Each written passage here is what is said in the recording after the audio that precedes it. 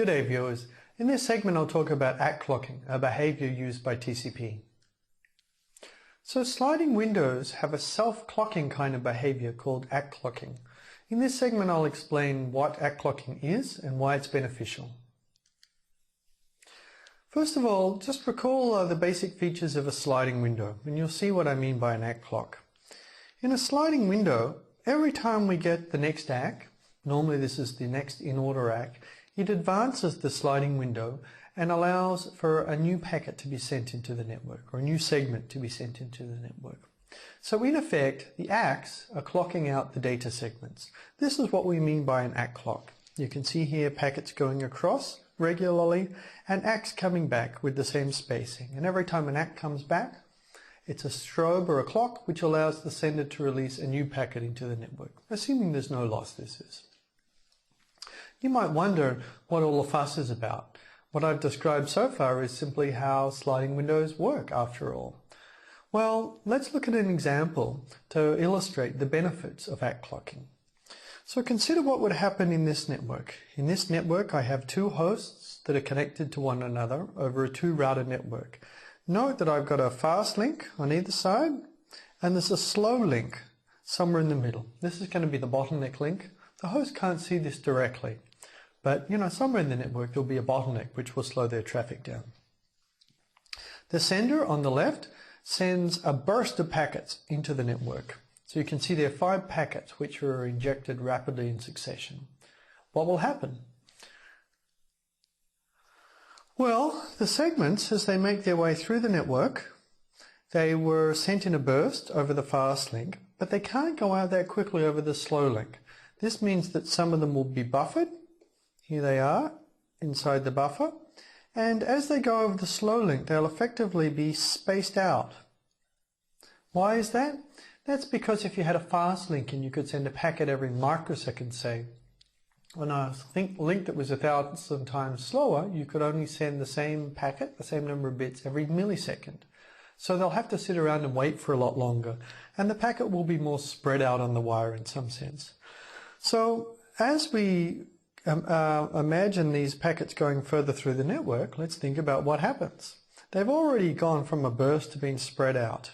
That's what the slow link does. It spreads things out in time. Now, as they go back onto a fast network, however, this timing will not necessarily change. It can be unchanged. There might be one in the buffer here, but the other ones are going to be spread out in time with the same spacing. And every time one arrives here, we'll send an ACK back to the other side. So the ACKs, maybe I'll do it here, the ACKs that are coming down here are also going to have this kind of spacing. Here's a cleaner version of that. The key point is that the ACKs are maintaining this spread or spacing of the packets, and this spacing is coming from the slow link, the bottleneck link. Well, these ACKs are going to go through the network. As they go over this slow link, they will maintain their spacing. The slow link spreads packets apart until they're going slowly enough. But if they're already going slowly, they don't get to spread apart anymore. It's like a maximum speed limit. The fast links, you can drive fast. If you hit a slow link, you get slowed down to that speed limit. Well, if you keep that slow speed, when you come back around, you don't get slowed around anymore. So these ACKs are going to continue through this nice slow pace through the network to the other side. As they get to the other side, they will gate out new packets, but these new packets won't go out in a burst. They will come there spread out with the same timing. Let's look at a cleaned up picture of that. You can see here the ACKs arrive back here with this timing. At that timing, the ACK served as a clock which gated out a new packet, and these packets, these new packets or segments, were still spread with the timing.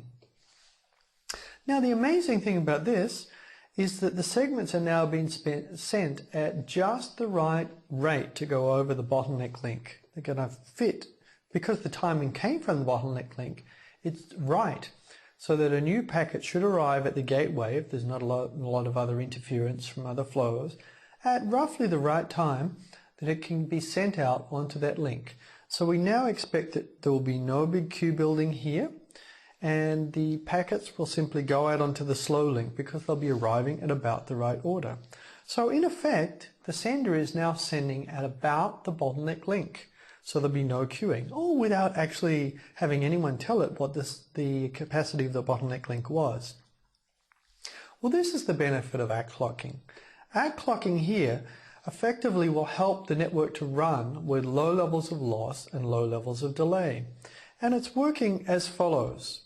The network, when we sent a small burst, it smoothed out the burst of segments, and it smoothed them out so that they were spread at about the bottleneck rate.